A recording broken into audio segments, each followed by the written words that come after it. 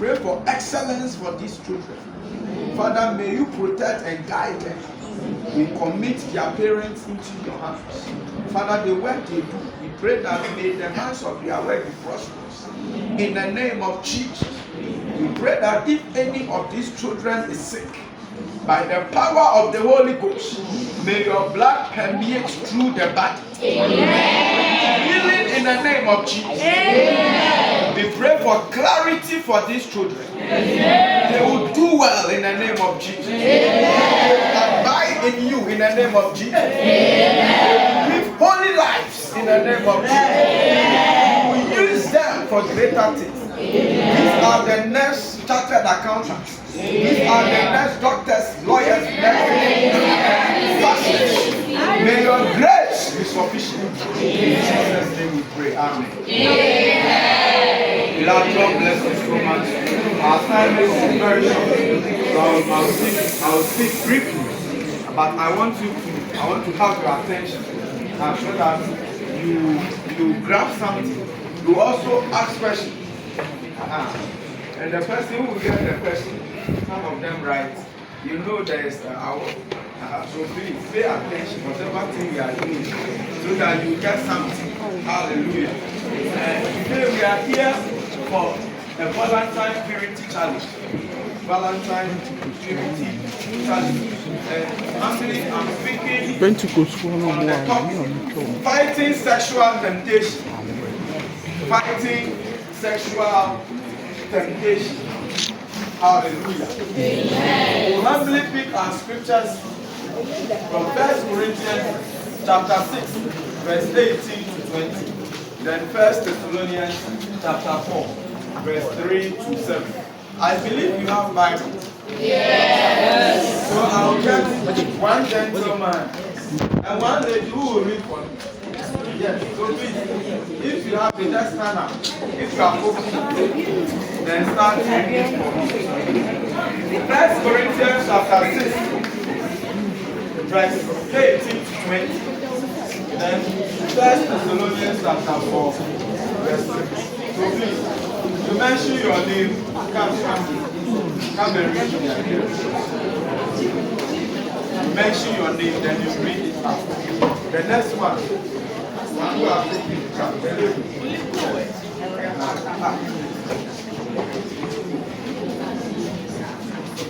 what is your name? Speak loud. So that's the one at the back. Yes. Paul. So Paul in the Bible is reading for us. When he first Corinthians. Wow. What is your name?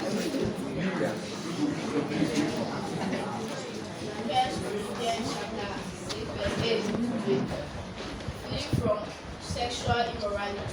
Flee from what? Sexual immorality. All other sins a man commits are outside his body, but he who sins sexually sins against his own body. Do you not know that your body is a temple of the Holy? Your body is what? A temple of the So these are the questions. Your body is the temple of God. Who is in you, whom you have received from God. You are not your own.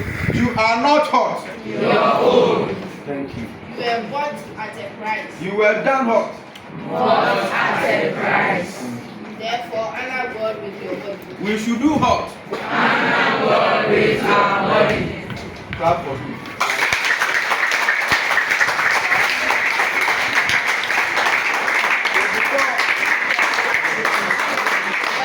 Before our sister will read, we saw certain keywords.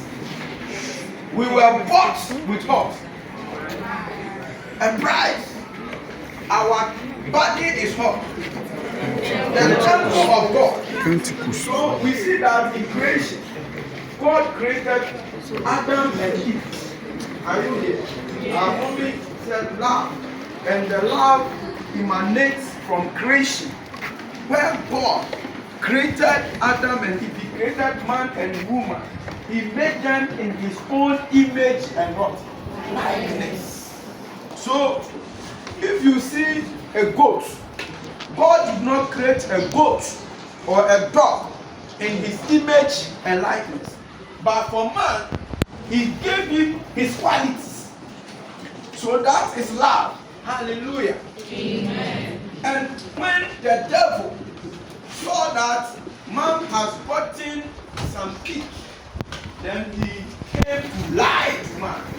So the devil is a liar.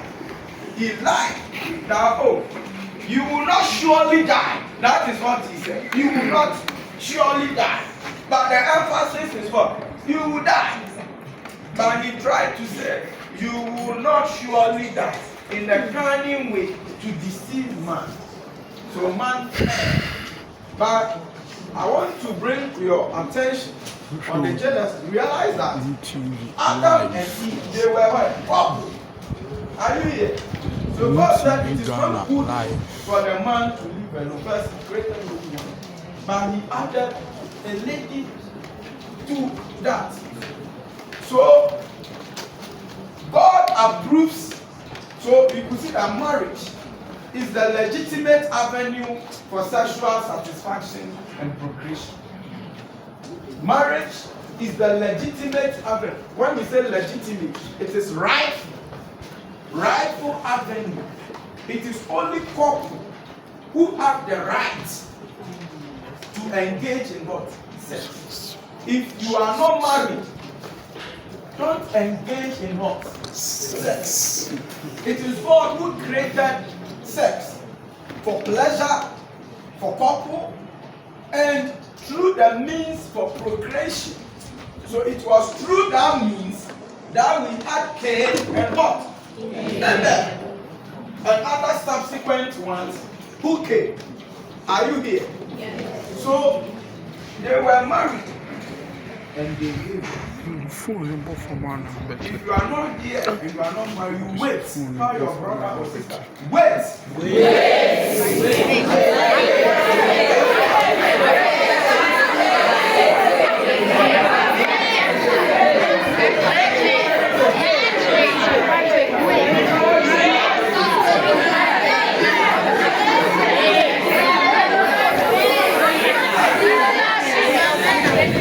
Because of our time. Outside marriage is a sin. Sex outside marriage.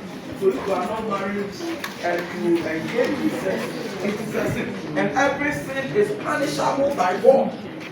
Those people will be punished. Then, if you are married, when God will be gracious to you, you grow. Now you are not grown, you are teenagers, small girls and small boys, now growing. But when you reach that stage, mommy said, I'm at Pentecost University. That's my second university now. After school, I went to Cape Coast University for 4 years.